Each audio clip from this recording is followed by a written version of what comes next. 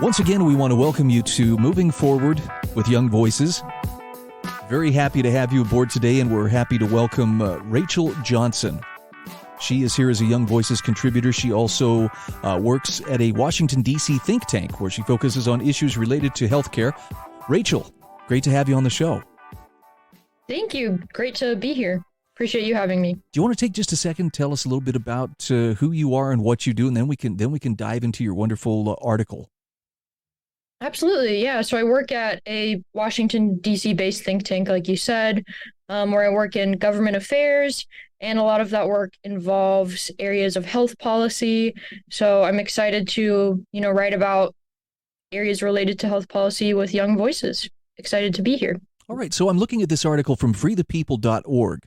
And your article is the U.S. should follow Glasgow's lead and remove barriers to overdose prevention centers. Now, I have to admit, I really hadn't heard much about overdose prevention centers until just a few weeks ago.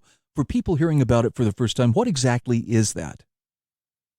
Yeah, I think a lot of people might have heard the term safe injection site, which is commonly used to describe overdose prevention centers. People have kind of moved away from that because overdose prevention center is more accurate to the purpose of these institutions and organizations. The purpose is really to help, prevent people from dying, prevent these overdoses from happening. And while they do allow individuals to come and safely inject, the focus is not on drug use, it's on preventing people from dying. So I think that we're going to see this approach take on more as the overdose crisis, unfortunately, becomes worse and worse. I think one of the reasons why we're seeing Glasgow and Scotland take up this approach is that their overdose rate is about 3 times higher than the rest of the United Kingdom. So it's the first ever in the UK. And it's in an area where, of course, there are higher overdose rates. So I think that as people are seeing more and more overdoses in their communities, they're going to want to turn to an approach that they might not have typically encouraged to, ensure that people are not overdosing as frequently. So I take it that was a pretty major problem in Scotland or in Glasgow. Yeah. Help me put this into perspective.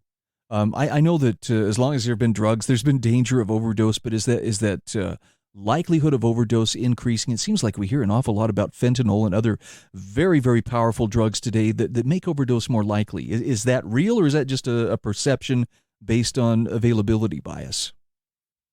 I do think it is absolutely real. We do see contaminants getting into the drug supply like fentanyl. Of course, there are some people who, want and are seeking out fentanyl, but for the most part, you hear of so-called fentanyl poisonings where people were not seeking out fentanyl. It just happened to be laced in whatever drug they did seek out. And I think that it all goes back to the iron law of prohibition, which is the stronger that we clamp down and the stronger that we enforce prohibition, the more of these contaminants are going to get into the drug supply and the stronger that they will be. The iron law of prohibition, cannot be repealed. We can't get these bad actors to stop adding in these contaminants. I mean, you think of something like a football game where they don't allow in any kind of alcohol. People are not going to smuggle in wine. They're going to smuggle in hard liquor. True. Because the harder it is to smuggle something in, you're going to want to have a stronger, smaller supply that you can get in. And then people are going to add fentanyl to different things because they have this higher concentrated potency. And we're already seeing things like xylazine, which is a veterinary tranquilizer. I think the street name for it is Trank. We're already seeing that enter the drug supply. It's almost like fentanyl is, of course, fentanyl is still a real issue, but it's kind of moving off the horizon. And we're going to see things like Trank. We're going to see things like nitazines enter the drug supply, a different kind of opiate. So we're going to see stronger and stronger contaminants. And I think that that's why it's so important to shift toward these harm reduction approaches that will hopefully help people not overdose as frequently. I'm trying to be an optimist here, Rachel, but I have to ask, does it appear there's ever going to be a time when the powers that be will admit that prohibition is a failure, or at least it doesn't do what it's advertised to do? I'm not much of an optimist, so I'm not too hopeful. I do think that we do see more of an embrace of harm reduction, but of course, harm reduction is a stopgap. It's not ever the end goal. It's what we're using now when we're in this period of time with this incredible prohibition to kind of address the negative consequences of that. But I think, it's so entrenched. We, even from elementary school, you're in a DARE program where law enforcement is coming in, and that is absolutely the approach that you're taught about drugs. Of course, they are harmful, but that's the approach where you have law enforcement coming into the classroom. So I think that it's so ingrained in people from an early age that it's almost hard to see that approach is not working. And it's hard to look past what you've kind of been told your whole life and then have yourself, as these politicians do, accepted that and turned to that in your policy. Well, it is helpful, though, when you can turn to other countries. And you mentioned, Scotland, for instance, Glasgow officially committing to that safe injection site approach as opposed to, we'll just, say everybody go out there and do whatever you want. But you could also look to countries like Portugal, which actually did decriminalize, I believe, pretty much every kind of drug and focused more on treatment rather than treating it as a criminal problem. And that's something, we have a pretty good track record to look at. It's been, close to 20 years since they did that? Yeah, absolutely. We do have great track records in other countries. I think, unfortunately, the optics of some politicians saying that we should be more like Europe is not what they want to say. Right.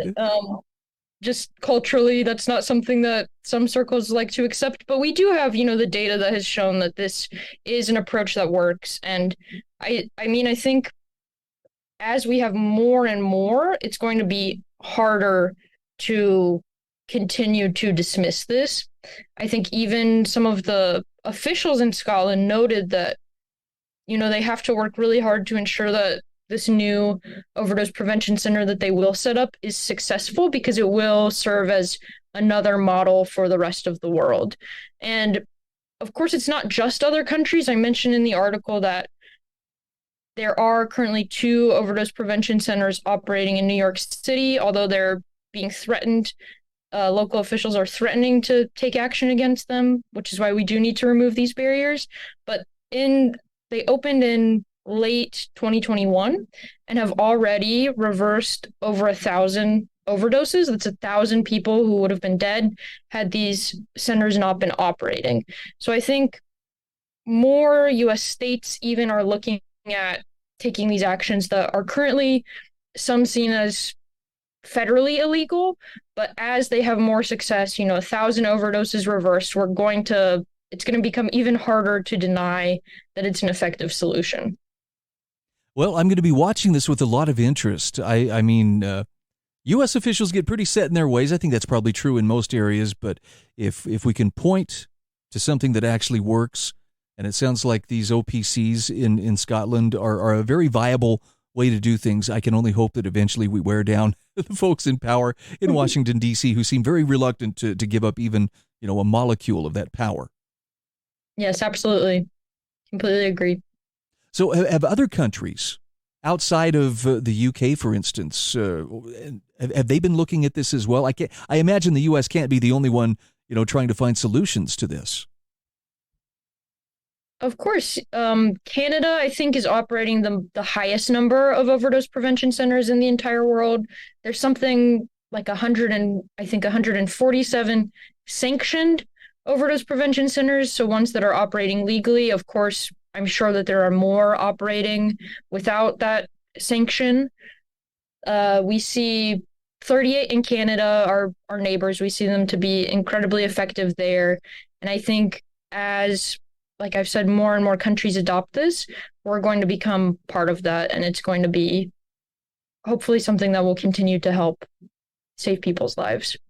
Oh, it's a tricky subject, but I think this is a much more reality-based approach. And Rachel, I appreciate you, sounding the bell on this one, and at least hopefully getting people looking in the right direction. For people who wish to follow you, whether it be on social media or to follow your writing, Where can they find you? Yes, they can find me on the Young Voices website. I think we'll link to several of these different things. And I am on Twitter. There are a million Rachel Johnsons on Twitter, but I am one of them. A very common name, but you can find me there as well. Okay, again, we are talking with Young Voices contributor Rachel Johnson. Rachel, great to have you on the show. Keep up the good work, and I hope we get to speak again in the very near future. Great, thank you.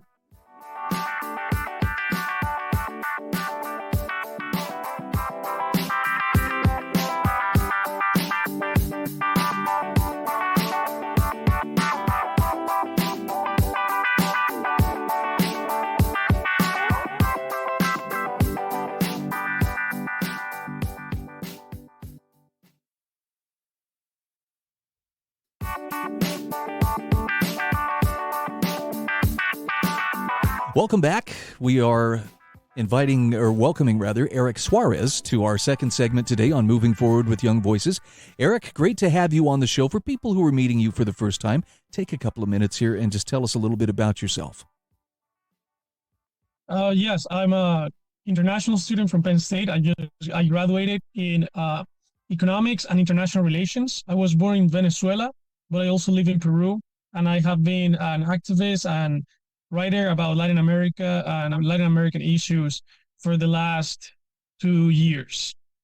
I'm always interested to talk to individuals from Venezuela just because I believe you have something you could teach me. There's something I could learn from your experience. And apparently I'm not the only one. I'm looking at an article you wrote for nationalinterest.org.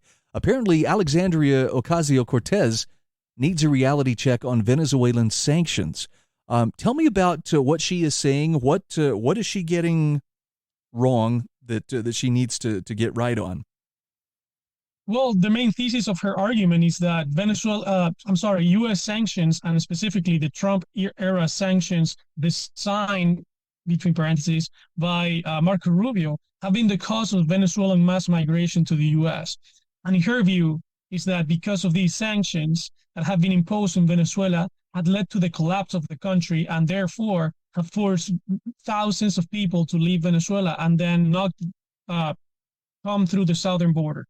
So that's her thesis, and it couldn't be more wrong. I think that if you just analyze the timelines of the Venezuelan crisis, you analyze the issue outside the U.S. as well, you can see that everything that she's saying right now in that thesis is just deeply ignorant or ill-intentioned. So who exactly is she pointing fingers at? Is she pointing fingers at the U.S. government and saying, yeah, you're the reason Venezuela's had troubles, as opposed to their own internal leadership? Correct. She's basically arguing that Venezuela collapsed and the mass migration was caused by the U.S. sanctions on oil and gas, specifically towards PDVSA, which is the oil and gas company in Venezuela. And that led to the collapse of the country, forcing thousands of people to leave. And millions of people to leave and thousands to arrive to the U.S., and therefore creating the mass migration crisis that the U.S. is facing right now. More than a reasonable accusation, I think that she's just trying to wash her hands after many years of failed border policy pushed by her in the previous administration, and when it was actually implemented, it failed dramatically, so bad that even now the mayor of New York, Eric Abrahams, is deeply concerned and already saying we cannot keep this going. Wow. Well, now you, and of course, you being from Venezuela, you actually have some firsthand experience in what led to, the problems in Venezuela's economy. Can you walk us through this? I mean, you're a fairly young guy right now, so I'm assuming you were pretty young when a lot of this was going on.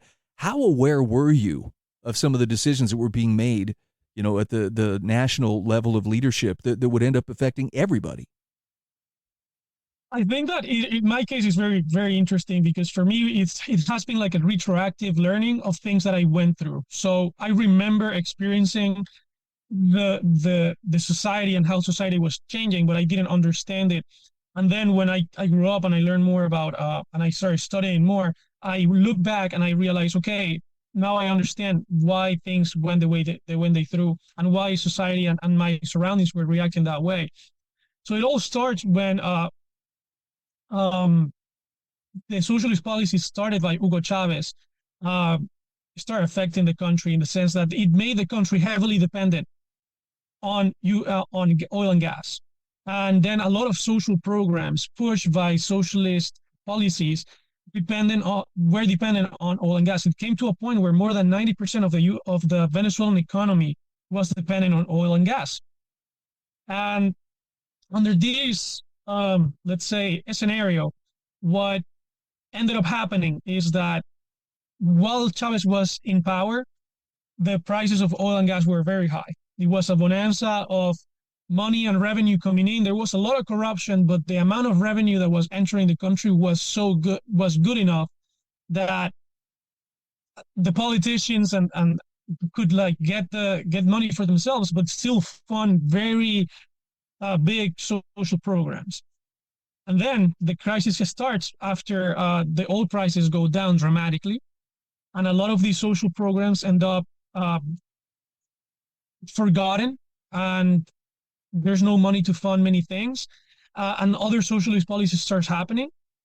And what ended up happening is that the country that was so dependent on oil and gas and their revenue just couldn't fund any of the programs that made anymore, and thousands of people were depending on these programs. At the end of the day, if you add that to the political situation and many protests and the taking of democracy, especially after Maduro took power, you have a country where there's thousands of people starving. You can see pictures of people down in 2013 just eating food from the trash and finding anything to eat on the streets. It was very apocalyptic, I would even say. But that's what led to the first wave of migration, if you can call it that. And well, right after that, many other things that have to do more politically, people wanting a change. Of course, there have been protests in 2013, 14, 17, and 19 of very hopeful people that they thought we can create this change of regime. We believe in the opposition that can make this change. And the real reason people started leaving Venezuela was because that hope was lost already in 2020. And that's when the big mass migration happens. From 2016 to 2020, it was already a big problem in the region. Wow. Well, let's contrast AOC's advocacy for removing sanctions with a proposal from Representative Maria Elvira Salazar from Florida. You will say that AOC's proposals don't make a lot of sense, but actually Representative Salazar's do make some sense. Yes, and I think Representative Salazar's policies reflect way more understanding of the Venezuelan crisis, not only abroad, but also inside the U.S. So one of my, let's say the ones that I like the most was the Venezuelan Adjustment Act, which is this proposal to give Venezuelan people a path to residency and citizenship, under the claim that because of the crisis and the damage of the home country, most of these people are not going to come back, and Venezuela is not going to be solved as an issue and as a country that embraces democracy and democratic values for a long time. It doesn't make sense to have a lot of Venezuelan population here under a limbo status, which is the TPS, for longer, and that it will be an actual net positive to welcome these people. I think that one is a very important policy that needs to be made, especially to change the current situation with the TPS. I want to explain what TPS is. It's temporary protection status. It's a special status given to certain individuals from certain countries that would protect them from being deported in case due for certain, let's say, crises that their countries are facing. So Venezuelans have this special status. And the problem with it is that it is not permanent. It is any president or after the time is due can just not continue it, and then you will have a crisis of many thousands of Venezuelans staying in the country with no papers, with no permission to work, and that will create a bigger crisis already than the one that we have right now.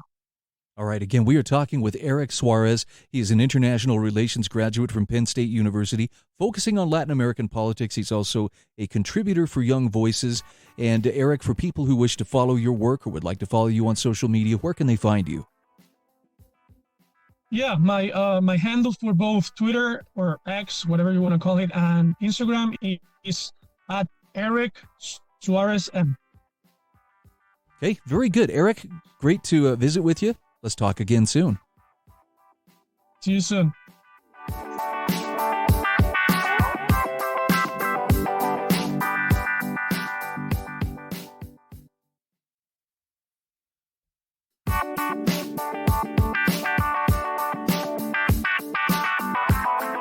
Welcome back. This is our third segment today of Moving Forward with Young Voices. Hey, happy to welcome a new contributor. Her name is Caroline Welton. And Caroline, before we dive into your excellent article, let's take a moment to get to know you a little bit better. Tell us about yourself and tell us about the hats that you wear. Yeah, so thanks so much for having me on, Brian. My name is Caroline. I do policy research based out of Austin, Texas, enjoying a little bit of cold weather down here and always enjoying some good political theory.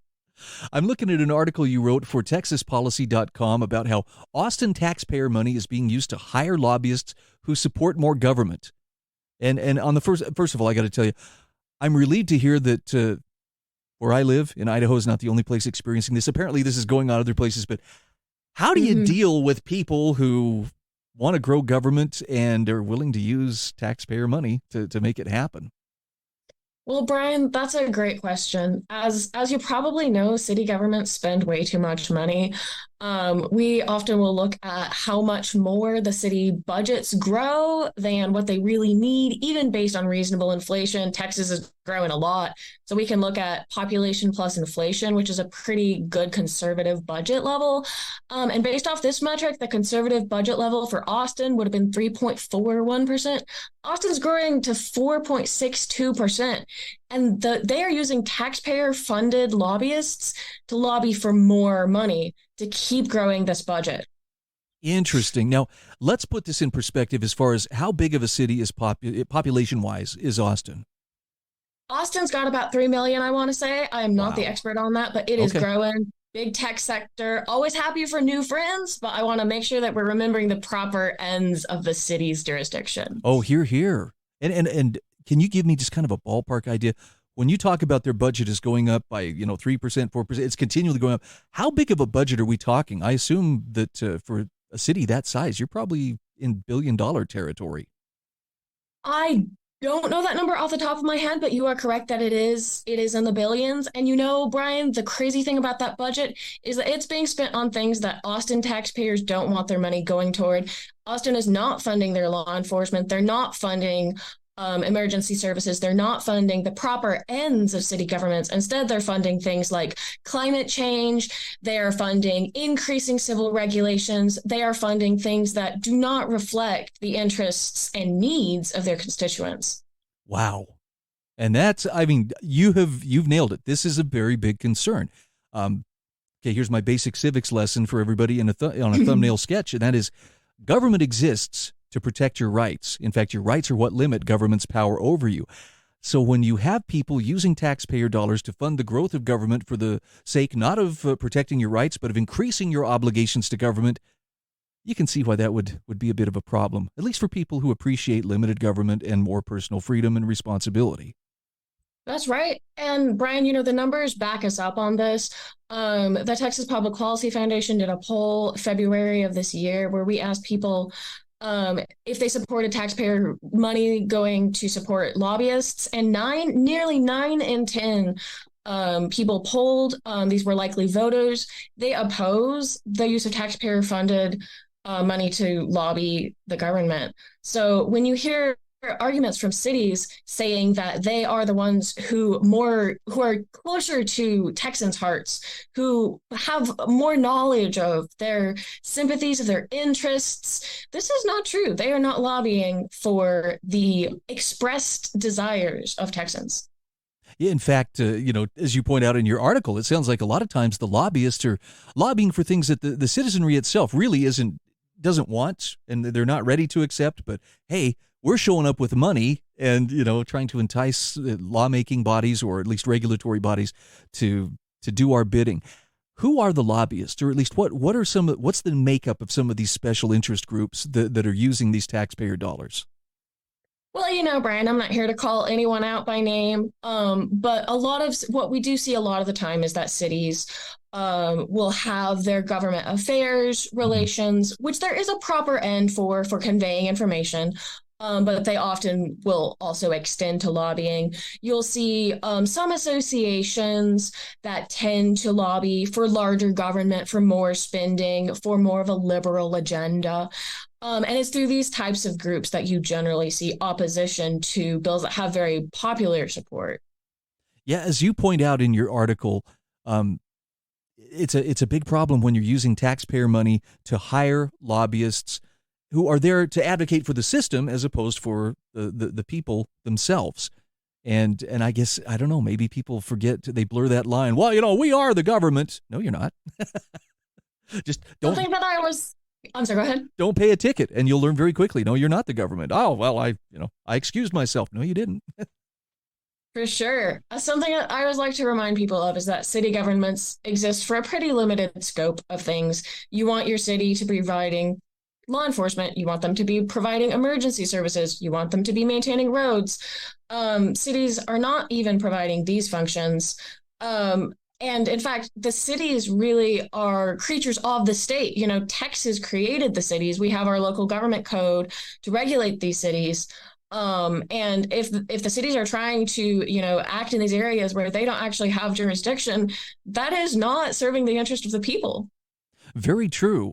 And you can correct me if I'm wrong on this. After all, I don't live in Texas, but I know that Austin kind of has a reputation of being a little more progressive than other areas of Texas. Would you say it's probably the bluest part of an otherwise pretty red state? That would be an accurate statement. Austin is definitely faster growing, and we see more government activism from them than some other cities, probably because it's the capital also, which is reasonable enough. But we do want to make sure that we're serving Austinites. We have a homeless problem, for instance. I mean, that would be a great place where we could actually see some legitimate government action instead of allocations for solving climate change, for instance. Oh, yeah. Well, and it's happening everywhere. And in fact, in some places, right, I'm seeing where, the kids are the ones being taught this at school. So they come home, well, climate change really is the biggest thing that we have to deal with. And now mom and dad are getting pressure from the politicians as well as their kids. You mentioned I believe there was one politician or one council member in Austin, Mackenzie Kelly, who was the only member who voted against the agenda, saying, as a matter of principle, I'm against the practice of taxpayer-funded lobbying. Are any of the other city council members feeling pressure for this, or do their constituencies tend to go along with it?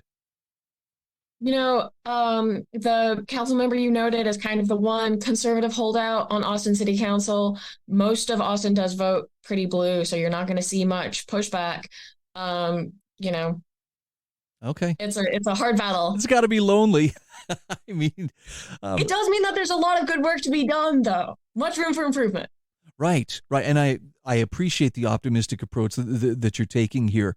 You would think at some point, though, the taxpayers would start to get the message, that, hey, we need more money. And the taxpayers are like, really, didn't you just ask me for more just a short time ago? And by the way, I don't agree with all the things that it's funding, but I don't know, maybe people are just terribly passive right now.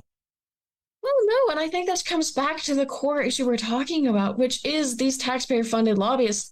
Like I said, I mean, nearly 90% of Texans don't support this practice, and yet these lobbyists are going out and advocating for their own existence to continue. Even if the taxpayers vote against this, these lobbyists, have an ear to the legislators. Wow. Well, it'll be very curious. Now you've got this on my radar screen. I'm going to have to start paying attention. And hopefully, in the not-so-distant future, you and I will have a chance to talk again, and maybe we can recount some of the successes in reining in, the hiring of lobbyists, for the city using taxpayer funds. That seems like such a clear ethical breach, but apparently there's some gray area or something where it's gray enough that people can get away with it. Back in the 80s, we banned lobbyists for agencies in Texas. Next step is to ban lobbyists for cities in Texas. It's just one step at a time, right? Keep fighting the good fight. But it's not every city in Texas that's doing that, right? I mean, I assume they all probably have lobbyists of some sort, but not every city's lobbying like Austin is, correct? You see a mix. It is, as you suspect, the larger cities, but some of the associations, for instance, TML, will lobby purportedly on behalf of the smaller cities as well. Okay. Well, I wish you the best, and I appreciate your enthusiasm. Really, you got a lot of energy, and clearly you love Texas, which is good. That's right. So again, we're talking with Caroline Welton. Caroline, for people who want to follow you, either on social media or would like to follow your writing, what's the best way for them to find you? Yeah, go look me up on Twitter at CWelton76. CWelton76. Okay. And maybe keep a close ear to the ground on the goings on in Austin. Is it? That's right. We talk about as goes California, so goes the nation. Does Texas kind of feel like there's a similar corollary with as goes Austin, so goes Texas? Do things tend to flow outward from there? In a good way, insofar as Austin is the capital. We want to see Texas being a bold conservative leader that the rest of the country can look to. All right. Very good. Again, we're talking with Caroline Welton. Caroline, thank you. Have a wonderful day. Thanks so much for having me, Brian.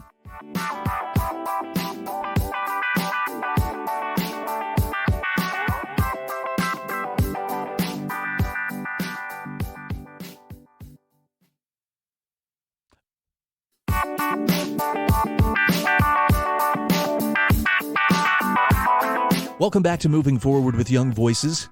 This is our fourth and final segment. We'd like to welcome Alexander Petropoulos to the show. And Alexander, for those who are getting acquainted with you for the very first time, take a moment here. Tell us about who you are and what you do. So I'm a freelance opinion writer. I have hot takes and I put them out on the internet, in newspapers, online. And then on top of that, I also do freelance AI policy research. And depending on the time of year, I'll usually be based out of Athens, Greece, or London, UK. Okay. You're a busy guy, and you do a lot of traveling, a lot of writing, but I'm very curious about this article that you've written for cityam.com. Without China on side, Sunak's Global AI Safety Summit will be pointless. Now, I'm hearing a lot about AI these days, but I have to admit that Rishi Sunak, who I believe, is he the prime minister? Or is he the mayor of London? He's the prime minister of the UK. Okay, he's the commander in chief, and he's hosting an AI summit in London. Tell me what's the purpose behind this summit? What are the nations of the world trying to sort out regarding artificial intelligence? Yeah, so I mean, anyone and your gran will have seen AI, will have seen ChatGPT.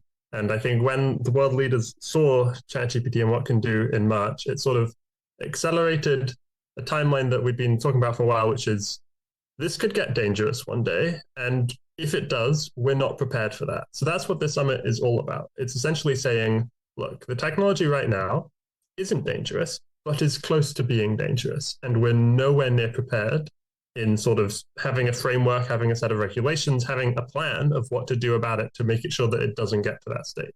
And so that's what this summit is all about. It's all about cooperation, getting people all together so we can agree and essentially start having those conversations. So can I ask, what is it that raises the possibility of it becoming dangerous? I mean, I'm just learning about AI. I'm just starting to get my mind around it. But to this point, it's been pretty good. It's been very interesting. What lies around the corner that could make this, less than helpful? So I think in essence, it's what makes it good. That is also what could make it harmful, which is that it's incredibly useful and is getting smarter and smarter. And so there are two sort of use cases that I'd sort of point out to say these are possible, like danger scenarios. One of those is sort of pandemics. If AI models get smart enough, they could essentially teach rogue actors, rogue states, even individuals who'd want to do harm, how to essentially engineer by themselves from their own homes pandemics and viruses of the scale of COVID or even worse. And I mean, I think that's pretty clear why that would be quite a threatening risk. Another example could also be cybersecurity. AI models could get smart enough such that they are essentially able to enable you to hack into sophisticated and secure systems and do all sorts of damage with that. And now the systems aren't there right now.